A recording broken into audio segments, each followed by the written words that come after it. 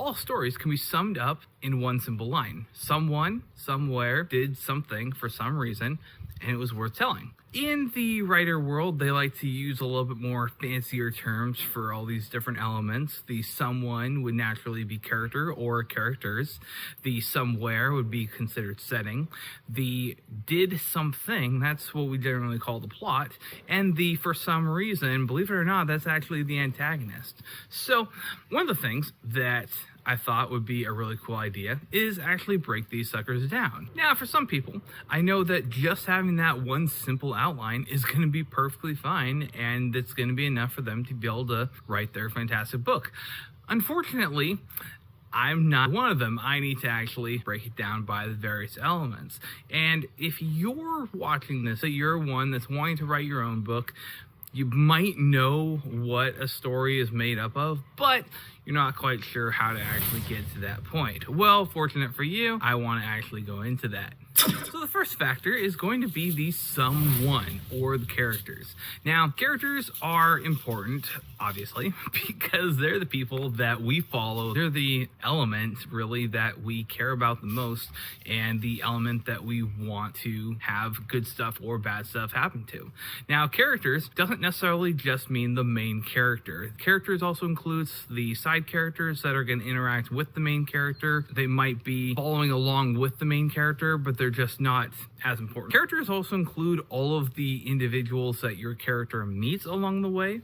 So all of the background people. Characters also include various animals. You know, people don't think about characters necessarily having to be human, but characters can be animals. They can be inanimate objects, like in the case of Aladdin. Carpet, don't get me wrong, he was totally his own character. They can be droids. R2-D2, gotta love him. So the characters are the people or individuals that we care about, and we just care about seeing stuff happen. Now the second part is the somewhere. So this is what we call a setting. Setting is either the world or the part of the world or just whatever change to the natural world that exists. Basically, it's where stuff happens. Now, setting also includes various things like the government systems, it includes the economic systems. Are there supernatural elements? So like, is there a pantheon system? Is there a magic system? Setting is going to include the history of the world. Tolkien, he was the guy that basically wrote the history textbook and then wrote a kid's story in it. I think oftentimes we as authors tend to do the reverse. We'll write our story and then we'll come up with the lore later on. Setting is just where the story takes place and everything that is around that story to shape the world. Now, in other cases, we've got stuff like Chronicles of Narnia, where you've got some of the story takes place in Narnia, some takes place in the real world. So in that case, you've almost got two settings. In Star Wars, you got so many planets that are out there, you've got multiple settings for multiple stuff going on. That's perfectly fine. The important thing is give the reader an idea of where they physically are so that they can relate to it easier. Now, next up, we get to the did something. This is what we call the plot. These are the events that go through the story. Sometimes they're a single main event that happens to tie everything all together. Sometimes it's just a series of smaller events that are all chained together. But really, the plot, just kind of think of it as the action that's going on. When talking about what the most important part of a story actually is, I would argue that the characters are the most important part, because if you get your characters locked solid and you understand how your characters are thinking and how they believe, how they behave, how they act, then when you come to a situation that they encounter, your characters are going to tell you how they're going to respond to it. If the last element of my line was the for some reason, and I would argue that this is the antagonist. Why? A lot of people think that an antagonist is a single individual. It is the villain to counter the hero of the main character. And while that is oftentimes the case, all that an antagonist is the thing that opposes the the protagonist. We think it has to be a single character. However, an antagonist could also be a group or an organization.